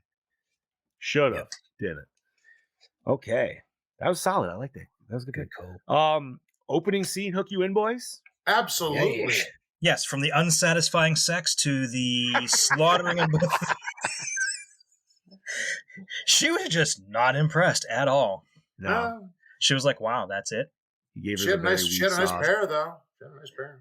Not It bad." was funny. It was funny when sorry, just the sidebar here for a second, but it was funny when me and me brother were watching it, and that the chick that gets the axe to the head by the lamb, The guy in the lamb mask, he's like, Silence of the Lambs. I was like, what the fuck? I was like, no, not bad, not bad. Oh, that's Oh good. yeah, I like that. Okay, so yeah, opening scene completely solid. Most attractive character. Mom. Aaron, I'm going Mean Girl. Mom. Barbara Crampton. She just does it for me. Even older, she's still Yeah. hot as fuck. Yeah. I think I'm gonna go Again, Aaron though, man. Especially like when she's all bloodied and fucked up by the end, dude. She was hot as fuck. Yeah. Wow, what does that what does I don't that know, man. say about you? It says a lot of weird things. I'm not gonna even deny that, bro. It's okay. I'm right there with you, John. Yeah. I grew up. I know with her- Scoobs would agree with me too, dude. Yeah, Scoobs you would. would. Yeah. Yeah, I grew up with her on a lot of TV down here, so I'm going to have to go with old Shani. Yeah, All whatever- righty. Whatever you. See? Chicks are hot. See, He's right there with me. I'm not disagreeing. we're just making it more known. We're just trying to be self-aware of why we're fucked up. Look at us. Well, I know that. Fucking A. All right, so I was waiting for this question. Did the score set the mood? Fuck yes. it Yes, did, dude. Yeah. Because the score changes. If you listened earlier in the episode, we had a lot of different like musical talents working potentially on this movie. But man, it wasn't until probably at least halfway through that we started getting some sweet fucking synth coming into this shit. And that Yeah. shit was fucking awesome, bro. Love that stuff. Yeah, I love the synth when Erin, I think she's going upstairs or she's upstairs and it starts to pick up like I was like, oh, that is such a great piece. Wingard also does it in The Guest. He really knows where to put it in his films. It's fucking awesome. Would have been cool to see it in Kong versus Godzilla. Kong versus Godzilla. That'd be awesome, bro. Get some fucking synthwave soundtrack. scary synth shit, dude, with some Hey, Godzilla coming in. he's doing the Fucking sequel sick. too, so we may see it yet. That'd Man, be cool as I fuck. can't wait for that one. That's gonna be fun too. Full Rampage, the sequel. Okay. So, best song. We only got that one song on I'll constant. say the repeat. song that's on. Repeat. Honestly, I like that song. There you go. Okay. Favorite character. You got to go with Aaron. You know what? I'm gonna go with an oddball one. And even though he was also douchebag, I'm gonna go with the douchebag older brother. Because and this is why, because he's the one that adds the dynamic like catalyst to the rest of this shit show. If Yeah. you didn't have him, none of this family wouldn't be There'd as be no snarky. humor.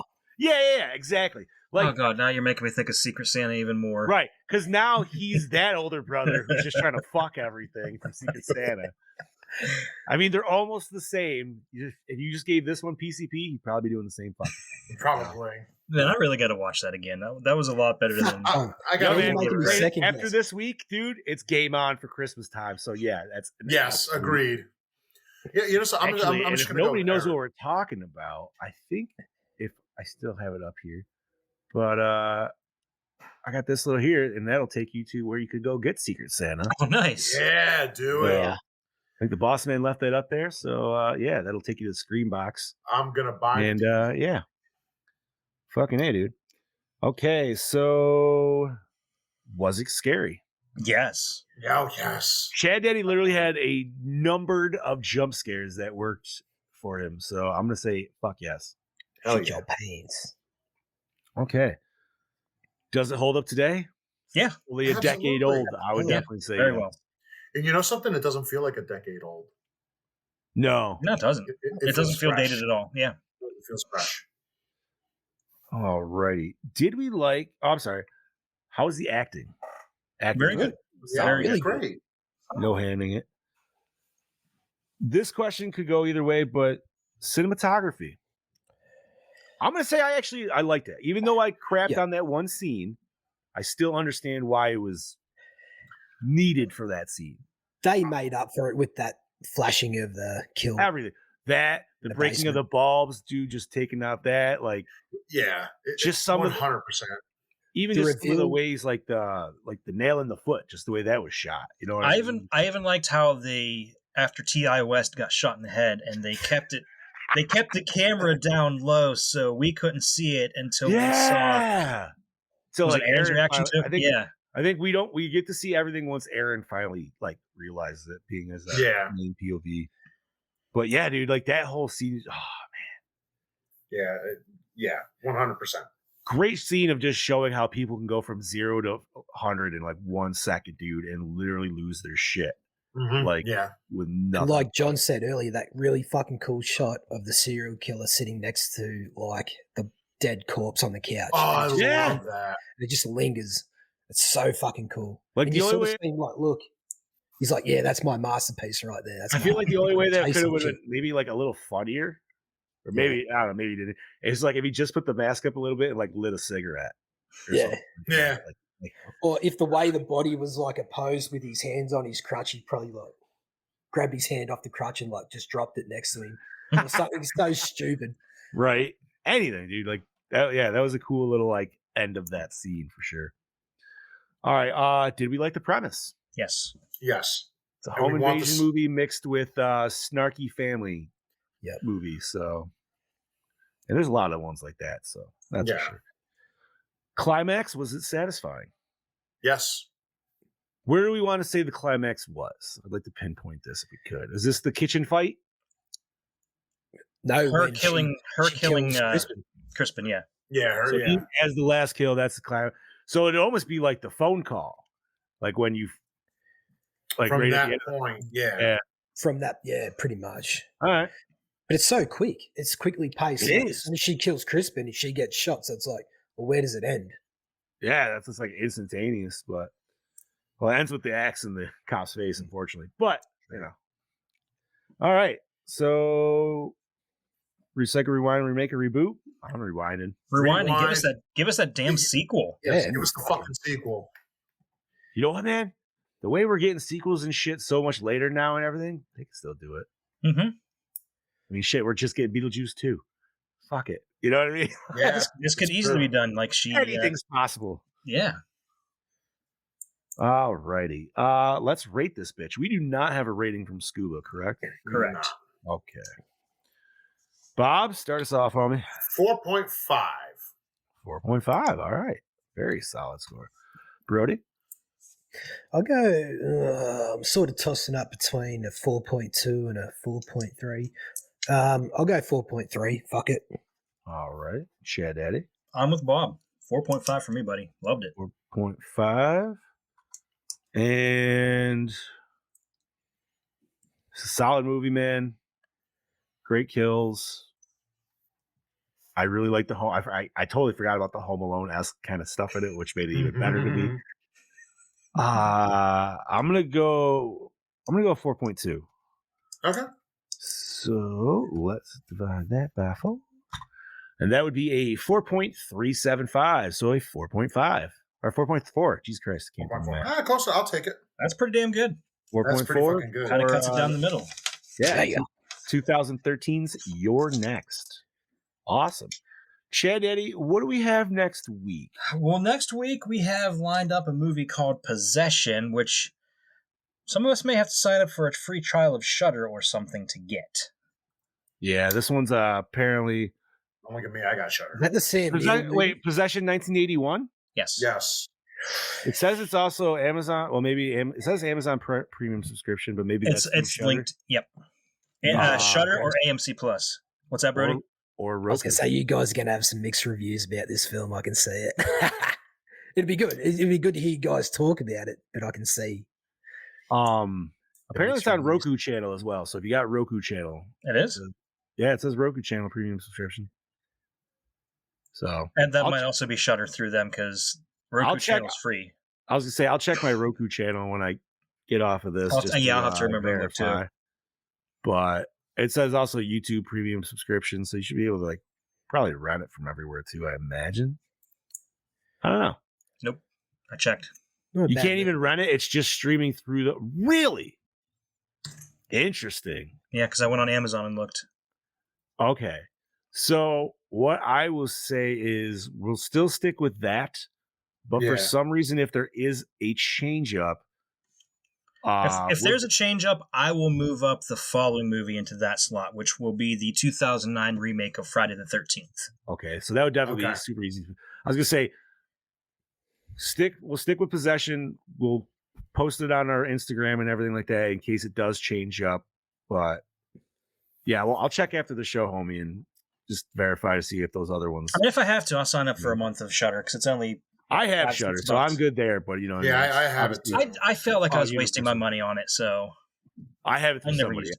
I'm not saying I pay for it. No, I paid for that. Okay, so Possession 1981, and then you said week after that would be Friday 13th 09. And I think that's the last thing we have scheduled. Yeah, because our December is still open. So, but we'll fill that pretty fast. Yeah. So if anybody has any suggestions, I gotta say, I missed having Gene in the chats this week. Yeah, well, a lot of people. We didn't have a lot of we had a lot of viewers. We got up to like our normal 10, but people were commenting today. Well, I know Heather wasn't watching because she just got out of the dentist like right before the show. She had a couple crowns put on. She was telling me. That's fair. You know what happens. Yeah, we didn't have our usuals. We didn't have Gene. Yeah. We didn't have. Well, we have our usuals right here. Well, yeah, right here. That's true. But awesome. No, so we got to find at least 2 more for Christmas because, well, we're not doing preferably not Christmas themed though. Well, yeah. Well, if you can find a decent one, most of the ones that are left are bottom of the barrel. I may have one if we haven't already done it, but I kind of feel like we have. Is it Better Watch Out? Did we do that? No, we haven't. It's like an Australian and American I'm interested. film about Christmas. And it's 2016 horror comedy. Yeah. It's on Peacock right now. It's on Philo, Amazon Prime, Pluto for free, Tubi for free, Roku, Plex. I'm down. Oh no, we definitely have not done this movie. You want to throw it on for December 11th? Go for Bro, it. Patrick Warburton's in it. I'm sold. And Putty? Oh yeah, Dude, you got Putty in it? I'm down, man. Like, okay, so hold on, let me add that. Oh, you had to tell me. Buddy! So What do people have 11th. dips for dinner? I don't understand. What is it? Better Watch Out. Better Watch Out 2016. So we'll put that for December 11th. All right. So there's one. That's good. Virginia Madsen's in it too. Oh hell yeah, dude!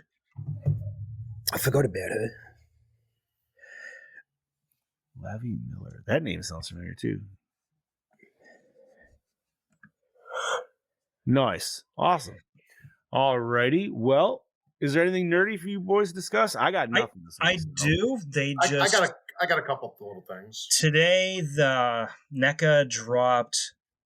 They are coming out with a Alex Murphy pre-RoboCop figure. I did say that. Oh, no Yes, shit. they are. And I'm sitting there looking at a picture of it on Bloody Disgusting, and he comes with the splattered hand effect. He also comes with the shot up version of him too. Yeah, but That's cool. But look. Oh man, that looks so cool.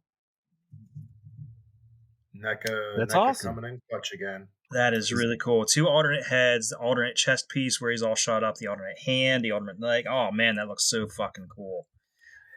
That is. So if you're a fan of RoboCop, definitely pick that up when it comes out. Yeah. See, I need to pick up the game. The game looks so good, dude, and the reviews are doing pretty well. It's just so funny because when the first trailers came out, it looked like it was going to be a cheesy piece of shit. Which I was still for, honestly, in my mind. Like, I'm just like, yeah, give me that, dude. Anything to give us more RoboCop. If there's not an achievement for shooting every motherfucker in the dick, I was very upset.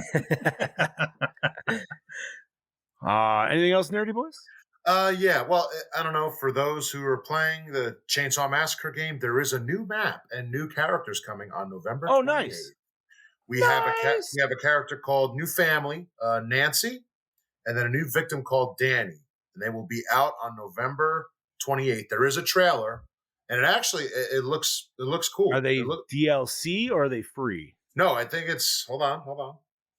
Because if they gave them as free updates, that'd be great.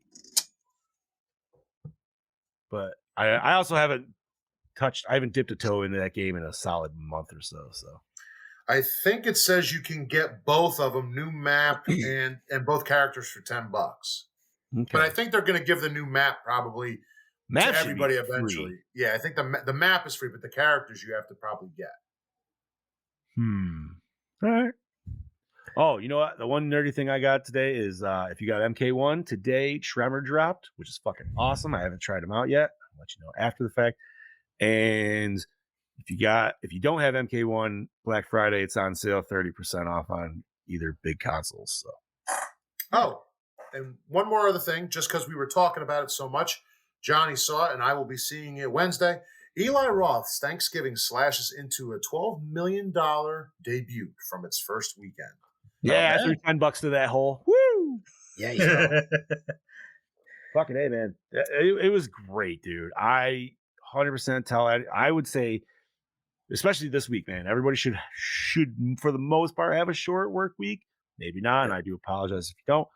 But man, if you can get out there this week to go see that fucking movie, dude, definitely go see it in theaters. It's one of those ones where it's like, it would have been fun to it'd be fun to watch at home, but I am very glad I got to experience it in the theater. So then on that note, I will say then for people, please go support your theaters and go see a good horror movie. Support it, please. Don't be a lazy fuck and wait for it to come out on digital. I'm just getting it out now. Hey man, Go see it in theaters, please. I'm all for these like holiday themed horror movies coming out, because now we get the next one coming out. It's a Wonderful Knife. Yeah, that looks fun. Did you watch that trailer yet? No, I did watch the trailer. The trailer we watched it last week. Yeah, but it looks like it's filmed a little cheaply. But dude, Justin Long sells me on everything that he's in, so I'm literally watching it for that man. So that's fair. I don't know. I think it looks fun. I'm excited to check it out. That's all I got. Yeah, the one thing that I have here, and I posted it in the chat, and this is one for Chad Daddy's collection. Kino Lorber is releasing on January 30th a 4K HD and Blu-ray, The Boogans. I love that movie. Oh, that movie scared the crap out of me when I was a kid. So, I'm gonna have to watch it and get it. Yeah, I'm actually really keen to watch it. I'm surprised Chad hasn't added it for next year. Or it's hard. It's hard to find like streaming or anything. That's the only reason I haven't done it. Yeah, fair call. That one and The Deadly Spawn is another one I've wanted to add on there, but it's also hit or miss on streaming. Yeah, I did. Did I put on mine? I put Basket Case on mine. Mm-hmm. But when I went to go watch it, I didn't think it was on there. I'm like, oh, please tell me I won't have that same problem next year. You know what? There's a movie right there for all you ladies. Straight up hanging dong. I know it gets always asked. Dude, that man ran down 1980 New York City streets naked with nothing on his feet. That dude did not get paid nowhere near enough of what he did for that movie, in my personal opinion. But we'll discuss that when we get there. Mortal Kombat started filming, unless you mentioned that last week, John. Yeah, they restarted the. I know, I'm so happy about that, man. And biggest one was that picture Carl Urban put out of them all standing around the trailer. So can't wait. Like Brody and I were talking about, I'm interested to see his stunt double, because there's no way I don't think Carl Urban's pulling off a split to do a ball buster. Maybe how funny would it be if they used the cameo thing from the game in the new film? So it's like Johnny Cage is like meant to be this hero, the martial arts expert, but it's his stunt double that does all the work for him. I mean, they did that in the other games, dude. They did that in 10 had one where he could bring his stunt double out, and then 11 had one where he would get rid of the shadow kick, and it would have a stunt double come out to like clothesline your ass. So they go to the tournament, and it's just like Johnny Cage and his stunt double, like taking on Baraka. Honestly, great. Especially if like the stunt double gets taken out right away, and then he's like, "Fuck, I really got to do this shit." You know what I mean? Like, or Jean-Claude Van Damme is his stunt double in the film. Bro, if they have Jean-Claude in there at any point, that'd be fucking awesome. That'd be so fun. Even if he plays like his Master Boy or something like that, you know what I mean? Jean-Claude as himself. Or that's fine. That'd be even better. I'm fine with that too. Like they're all gathered together for the tournament. Everybody looks over, is like, "Is that Jean-Claude Van Damme?" I like, as much as I'm excited to have my man Cage in there and everything. I'm not gonna lie. I think the two biggest things I'm excited for is to see what they do with Noob Sabat, because it's pretty much already been confirmed that he's doing noob, and to see how they make Baraka, because they could either make him where he looks terrible, or they can make him where hopefully he looks fucking fantastic.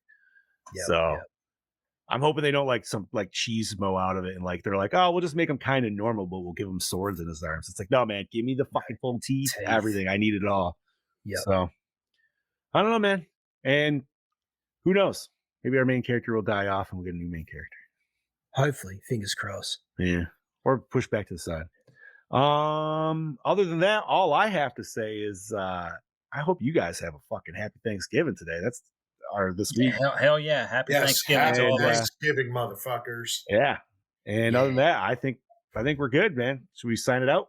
Sounds good. Bob, take it away. This is your killing machine, Bobby Moon, saying happy Thanksgiving, and don't forget to fist your turkey. Fist it hard. God damn. How do I top that? DKB all the way from the land down under saying I'll catch you mother lickers next week. Cheers, gentlemen. Yeah, buddy. This is your Dark Lord of Knowledge, your Chad Daddy, way down yonder on the Chattahoochee, saying, fill your bellies on Thanksgiving. That's the true meaning of the holiday. Just eat the fuck out of everything. Yep. And wear your loose pants. Wear sweatpants. Black sweatpants. I was just going to say, Brody. Black sweatpants with a dress shirt.